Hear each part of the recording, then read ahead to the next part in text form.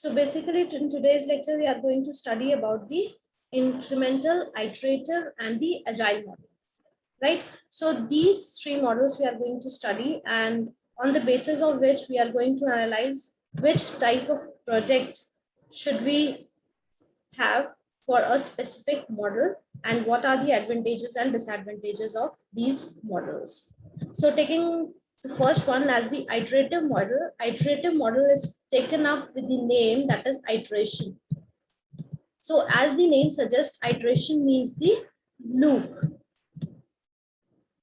working on certain steps again and again until a specific condition is reached, right? So this is called as the iteration. So on the similar fashion, this particular iterative model will work.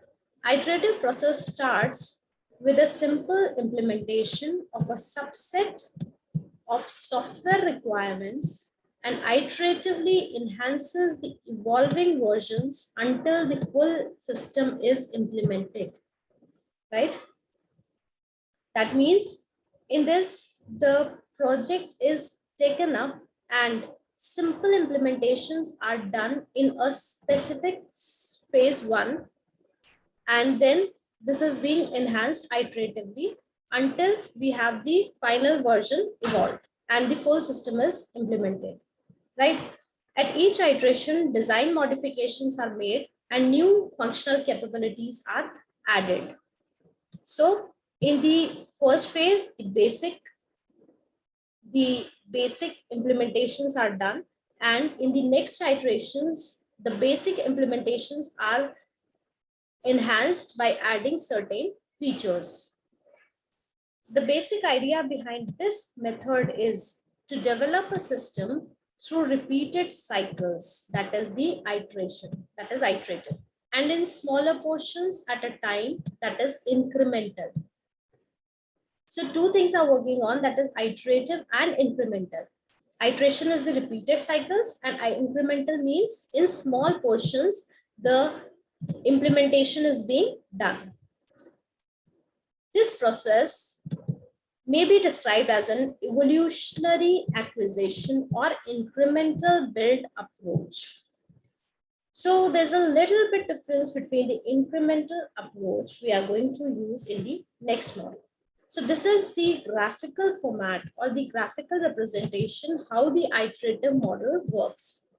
See, first we have the requirements. The first phase is the requirements. So we are going to figure out all the requirements. We are going to analyze the requirements and develop a SRS for the same, that is software requirement specification, as the output of requirement analysis, on the basis of which we are going to build the project or build certain subset of projects in iterations. First of all, we will release the build one, in which design and development is done, testing is done, and then implementation is done. This is released. Then build two is defined, design and development is done, testing is done, and implementation is done, and finally it is released, and so on and so forth. Now it will depend on the type of project and the size of project, how many iterations will it cover, right? Now, what are the advantages of iterative model? The results are obtained early and periodically. Why the results are obtained early? Results are obtained early because we are releasing the subset of project periodically, time to time. As we can see here, the build one is released. We are not going to wait till the second build is being designed and developed. Second build is released until build 3 is not started yet, right? So we are going to get the result periodically, and it is attained early. Parallel development can be planned. So we can see that if a particular simple functionalities are implemented and released, and there are certain functionalities which are complex to be implemented, we can parallelly do that, and till that particular has been resolved, we have still released a subset of the project to the customer. So customer will not panic. Progress can be measured easily, less costly to change the scope requirement. We can always involve the change in the requirements as we are building in phases. Testing and debugging during smaller iteration is easier as compared to the final version. Risks are identified and resolved during iterations, and each iteration is easily managed with a milestone. It is easy to manage risk. We have already seen this. Why it is easy to manage risk? Because we are not waiting for the final product in one go. We are getting the product periodically and at the early stage. With every increment, operational product is delivered.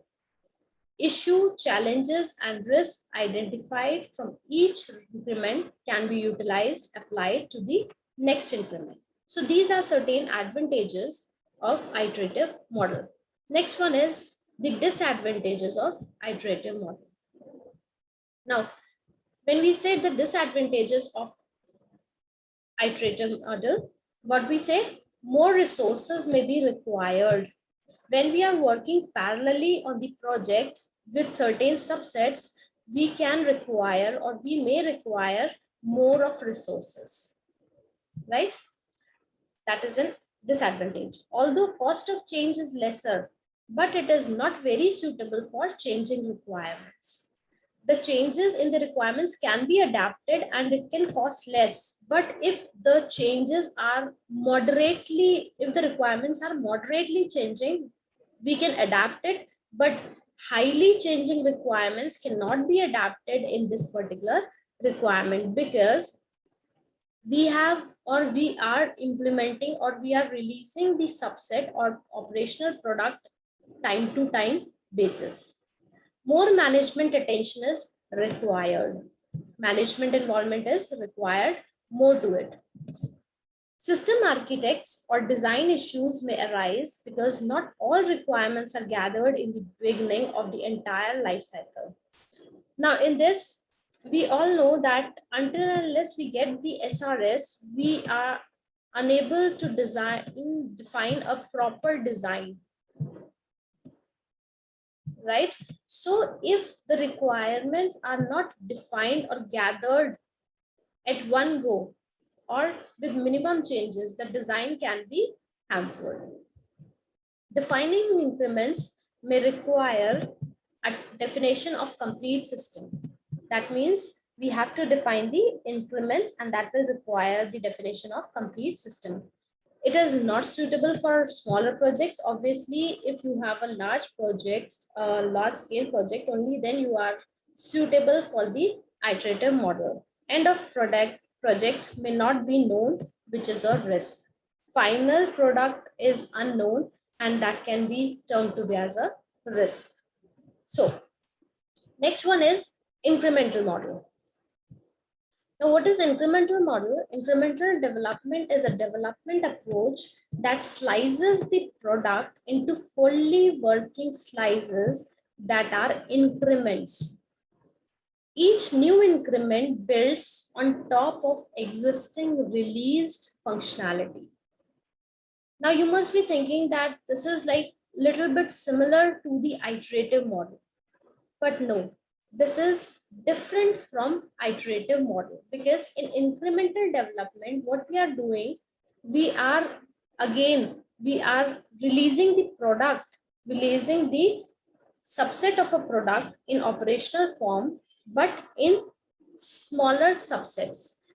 And we are releasing the functionalities. Let's make it more clear with the help of an example. Let's take an example. If we have a example of e-commerce site, a project is there of e-commerce site, and in this particular we are choosing the iterative model. When the iterative model is choosing, let's say the team is building the e-commerce website using an iterative model, then how it will do e-commerce website. So in the iteration process, the first release has a really stripped back version of all the required functionalities, such as names, searching a product information, that is the product page. Then the basket, that is the shopping basket, is available, and the payment process is defined. So in iterative process, all these functionalities will be included in build one. Let's say in build one, all these functionalities will be included, but in a very simple format. So this is the first version in which we are including the name, search of product information, shopping basket, let's say checkout, and the customer reviews. In the second iteration release, in the second build means we will increase the functionalities of, we will increase the features of all the functionalities. Example, the team would improve some of the existing basic functionalities taken into account of feedback from the stakeholders or from customers or any other inputs. And they can also provide the analytics, the statistics, the graph regarding the same. Then in the third build, they can enhance these particular functionalities with more features. Example, new ideas can be ranged. There can be different security provided to the payment mode. More secure versions are included in the payment mode. So basically you can say in iterative model, in first release, all the functionalities are included with the basic version. And in next iteration, the basic functionalities will enhance their features and go on and go forth in the next iterations. Now, taking the consideration of incremental model with the same site, that is, it is also working on the e-commerce website, and how it will do if they are using the incremental model. Now, this will say that in first release, in the incremental model, the first release, the team builds the basic functionality to buy a product. In it, it includes search, product, information, and adding products to a shopping basket. Right? And this is being done in the first slice of the release. So this is being done. The second release will include on the basic functionality and would add another capabilities, such as it will include the favorites. It will add favorites to it.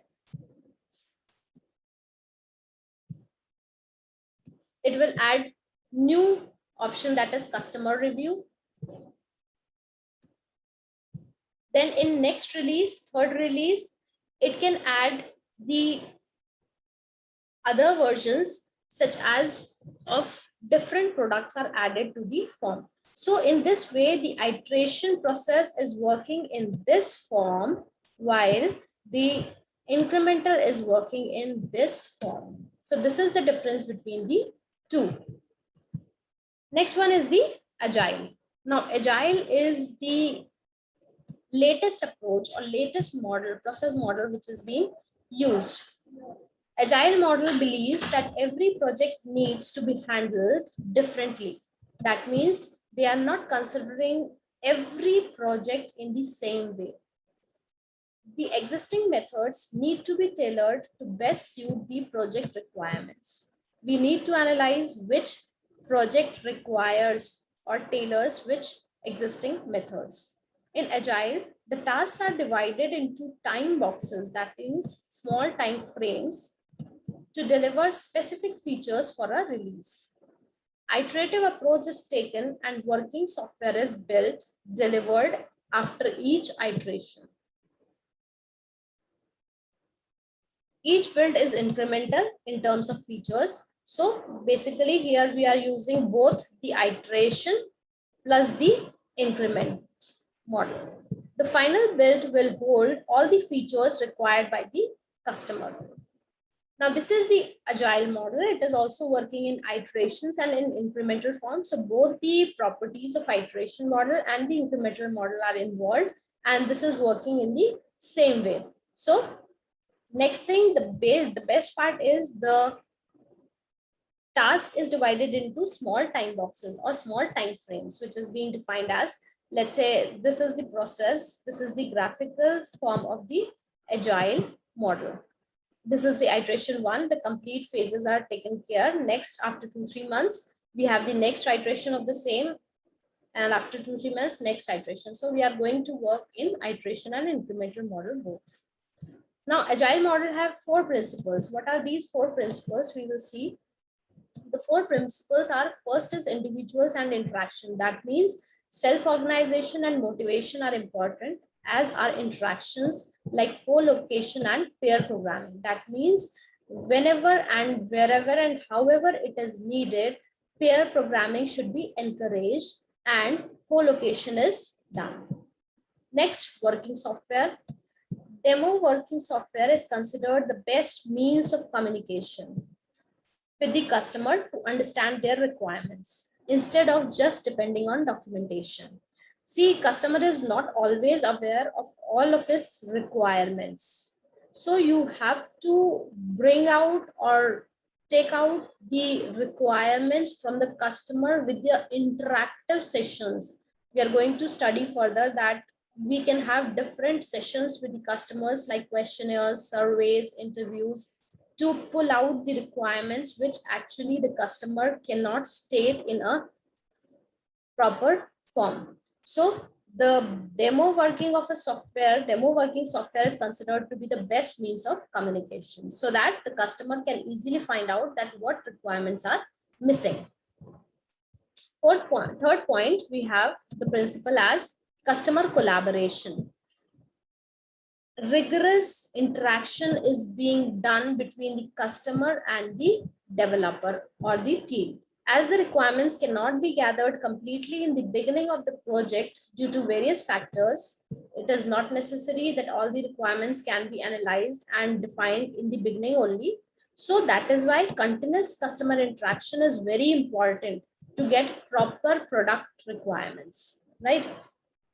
And lastly, the response to change. IT is focused on quick responses to change and continuous development. The changes can be adapted easily and continuous development is being forced. Now, this was the agile model, which is basically used in today's industry. Because why it is being used maximum? Because it is working on the change and continuous process, and it is able to adapt the maximum changing requirements of the customer, and it is having the quality of all the advantages of all the models which are in there. Now, what is the selection of basis? What is the selection basis for the process model? So what is the basis? The basis is the parameters which we are going to be considering for selection of process model for any type of project is, we are going to study the characteristics of the customer, the characteristics of the requirement. That means whether the requirements are changing or frequently changing or not changing or stable or so on. Characteristics of projects to be developed. That means whether the project is a large scale, whether the project is of complex nature or of simple or of small scale, and so many things. And lastly, the foundation of time, budget, and quality. So according to these 4 parameters, we are going to decide which process model we need to select for our project. So that's all for this particular lecture. Thank you very much.